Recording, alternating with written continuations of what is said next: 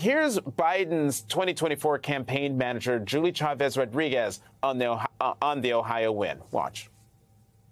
We're encouraged by what we're seeing in Ohio, and it's yet another data point based on what we've seen, really across the country in so many states and throughout the midterm. Exactly that point that, abortion is a potent issue, and it's an issue that is top of mind for many voters across this country.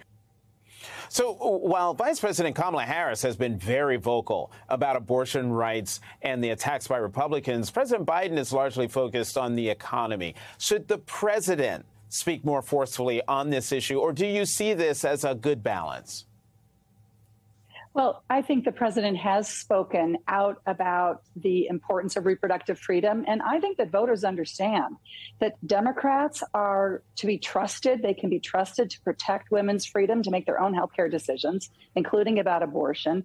And they get that Republicans, given half a chance, are going to look to put forward a national abortion ban if they get control of the White House and Congress. And I mean, I used to be an organizer, and I know a galvanizing issue when I see one. And this is galvanizing because people care a lot about it, a lot. They're angry about it, and they can see that their vote is going to make a big difference in what happens. So, yeah, I think this is a very potent issue. And I think that, Republicans don't have a message problem here. They have a values problem because they are not on the side of most American voters when it comes to abortion rights. That's actually an excellent point. Not a message problem, but a values problem. So despite putting justices on the Supreme Court that helped get us here, Senator, Donald Trump now says the abortion issue hurt Republicans in last year's midterms. Congresswoman Nancy Mace said Republicans need to find, quote, that middle ground, whatever that is. Do you see the Republican Party changing its messaging, if not its values?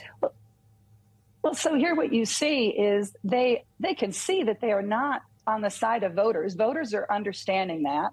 They have lost 7 big campaigns in 7 different states, including red states like Ohio and Montana. And so what they're trying to do is to obscure where they are. Now they're either doubling down or they're trying to obscure what their positions are. And I don't think that voters are going to buy it. I think that they understand where the Republican Party is on this. And that's why it's going to matter so much, not to the exclusion of economic issues, which are always going to be important to voters.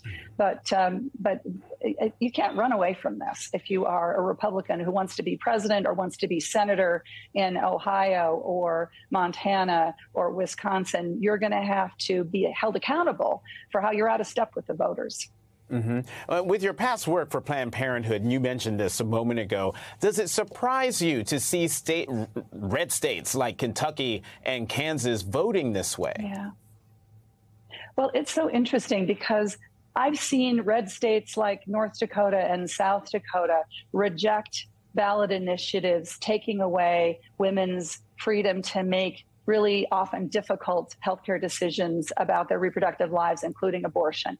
So in some ways, it doesn't really surprise me. I think that what has changed is that after the overturning of Roe, more Americans, independents, more than half of all Republicans, a little less, I should say, than half of Republicans who believe that abortion should be legal in all or most cases, see that that's really at risk. They can see the impact of this in states like Texas and other places, what happens to women's health when they don't have the opportunity to exercise that freedom and make their own decisions. So I think what's changed now is that it is so much more urgent because of what the Supreme Court that Donald Trump put into place has done to women's health care in this country. Mm-hmm. We were talking about the Supreme Court and Donald Trump. Let's talk about Senator Tommy Tuberville, your colleague. He's been blocking about 200 military promotions because the Defense Department provides paid time off and travel expenses for those seeking abortions. Do you see a way through this fight when the Senate returns next month? Well, the way through this fight is for Senator Tuberville's Republican colleagues to hold him accountable and get him to stop it. There is really no other path.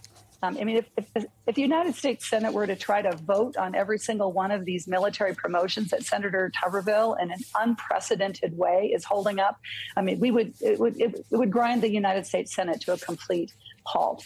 And it would set a terrible precedent for other extremists to completely block the Senate. So Mitch McConnell and Senator Tuberville's colleagues have to get him to stop it and stop this, what is a threat to not only our military readiness, but also to the morale and the ability to retain talent in the United States military because of how he is politicizing so irresponsibly such a basic process in the military, which is simple promotions.